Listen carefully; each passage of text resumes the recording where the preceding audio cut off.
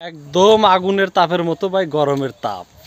মনে করেন যে তাপদাহে লুঙ্গি চুয়া চুয়া পানি বের হচ্ছে। এর মাঝে একটা গরম খবর কিন্তু আমরা পেয়ে গেছি। কি গরম খবর? বিস্তারিত একটু সুন্দরভাবেই বলি। পরিমণিকে আপনারা সবাই চেনেন। এই ভিডিওটা যখন আমি পরিমণি বলছি, ভিডিওটা ওপেন করার সাথে সাথে কিন্তু আপনারা তাকে চিনে ফেলাইছেন। পরিমণির কিন্তু আলাদা আলাদা আলাদা আলাদা পরিচয় আছে, কিন্তু সেই পরিচয়টা দিতে আমি একটু সুন্দরভাবে বসি, এরপর আপনাদের সাথে সেই ঘটনাগুলো শেয়ার করি। পরিমণি হচ্ছে শত শত বললে ভুল হবে, হাজার হাজার হাজার হাজার সিনিয়র পার্সন ব্যক্তিদের বেড পার্টনার। তারপর শত শত পুরুষের সংসার ভাঙনের মূল কারণ। এখন পর্যন্ত এই পরিমণি যদিও মনে করেন যে হাজার হাজার মানুষের বেড পার্টনার হওয়ার পরেও এই পরিমণি হচ্ছে এখনও প্রায় হাজার হাজার বা শত শত ভুল হবে, হাজার হাজার যুবকের ক্রাশ বললেই হয়। আবার অনেক সময় দেখা যায়, মনে করেন যে আমি একটু গভীরভাবে বলতে চাইছিলাম কিন্তু বলার দরকার নাই। মনে করেন যে এখন পর্যন্ত প্রতিদিনের রাতের খোরাক অনেকেরই। আমাদের দেশের সেলিব্রিটি, আমাদের দেশের একজন জনপ্রিয় অভিনেত্রী, আমাদের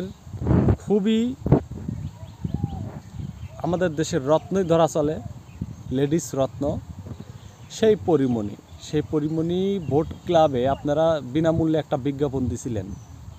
কি বিজ্ঞাপন?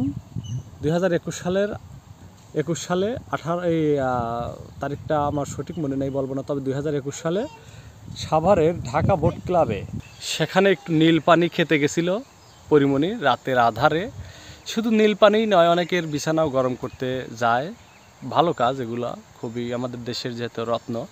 সেই পরিমণিকে নিয়ে মনে করেন যে নাসির উদ্দিন মাহমুদ চৌধুরী পরিমণিকে নাকি আক্রমণ করেছিলেন। হয়তো একটু হালকা পাতলা ডলাডলি হয়েছিল সেখানে, শান্তি চুক্তিতে মিসিং পয়েন্টের জন্য হয়তো বা এমনটা হতে পারে।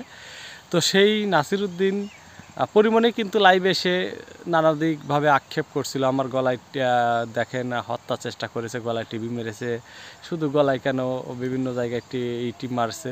তো যাই হোক, সেই মামলার তদন্ত প্রতিবেদন আজকে ঢাকা জেলা পুলিশ ব্যুরো অফ ইনভেস্টিগেশন পিবিআইয়ের যে প্রধান মনির হোসেন তিনি কিন্তু আদালতে দাখিল করেছেন।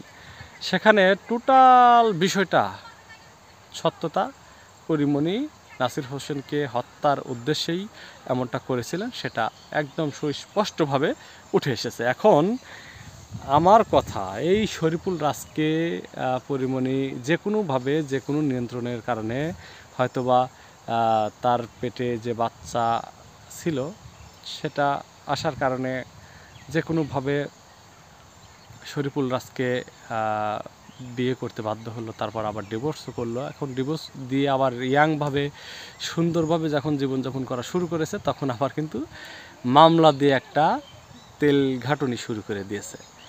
এই তেল ঘাটুনি শুরু করে দেওয়ার কারণে পরিমণিকে এখন বিভিন্ন দপ্তর, মানে বিভিন্ন ব্যক্তিবর্গ কিন্তু অফার টফার করবে মামলা নিষ্পত্তি বিভিন্ন জায়গায়।